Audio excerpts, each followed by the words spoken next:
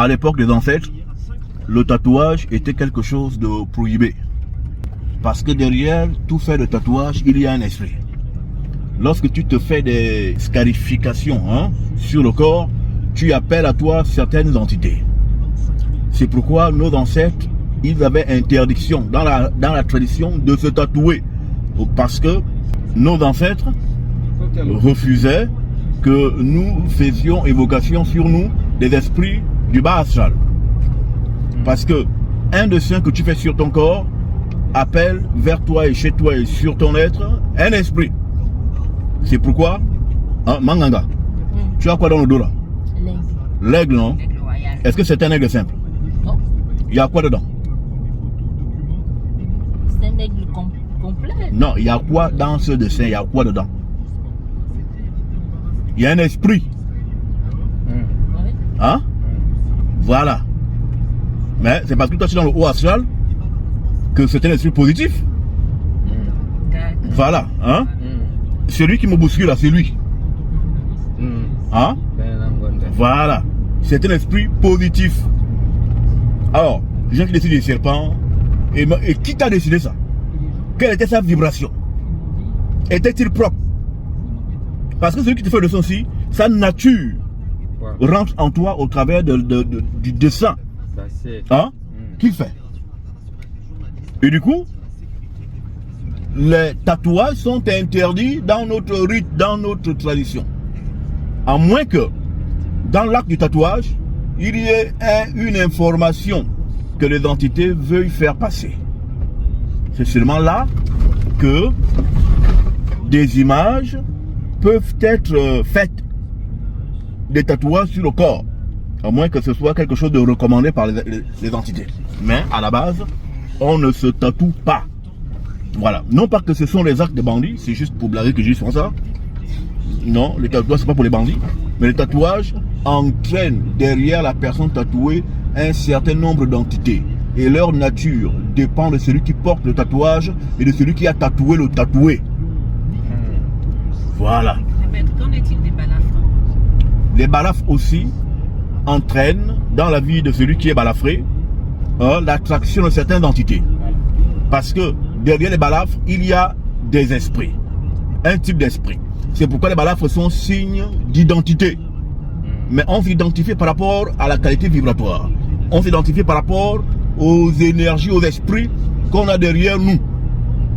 C'est pourquoi nous-mêmes, les Batou, les Boto, les Bantous, on s'identifie par rapport aux entités.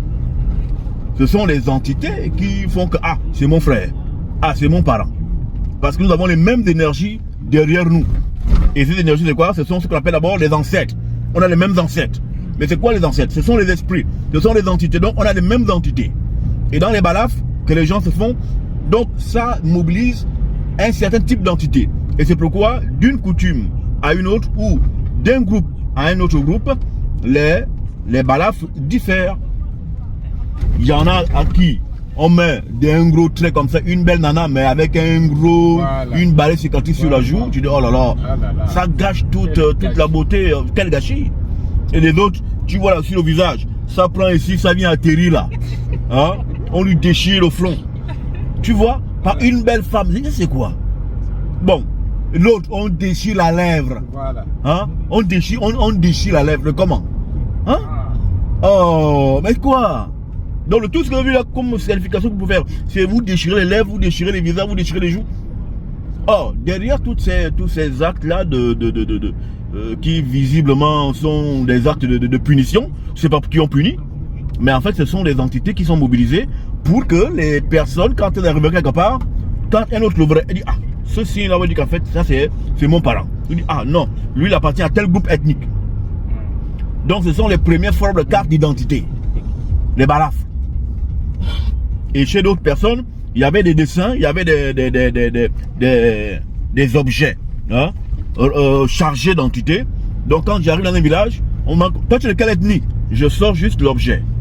Je présente, on dit, ah, donc si c'est cet objet qu'il a, donc il doit être quand?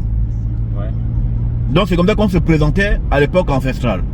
Et c'est ce qui a été repris par le système occidental sous le vocable de carte d'identité. Hein? À l'époque, les ancêtres appelaient ça enfant. Et dans Minzon, c'est-à-dire ce qui me permet de traverser la route. Il y avait ces signes-là. Donc, si ce n'est pas sur toi, c'est un objet que tu présentes. Qui identifie ton groupe ethnique, ton clan. Et c'est comme ça qu'on se déplaçait à l'époque de nos anciens. Mais l'objet que tu présentes est lui-même chargé. Ce n'est pas un simple objet. C'est un objet qui a des esprits dedans. Donc les balafres, les tatouages, toutes ces choses ont des esprits à l'intérieur. Bon, tu te fais tatouer un crâne de mort. Ça veut dire quoi? Mais tu es dans le bar sale. Comment tu te tatoues la mort sur toi? Et qui te l'a fait? Qui t'a tatoué? Était-il de ton ethnie? Quels sont les esprits qui sont derrière lui? Voici pourquoi il nous est interdit dans la tradition Congo de nous tatouer. Amen. Amen, amen. Que Tari soit glorifié.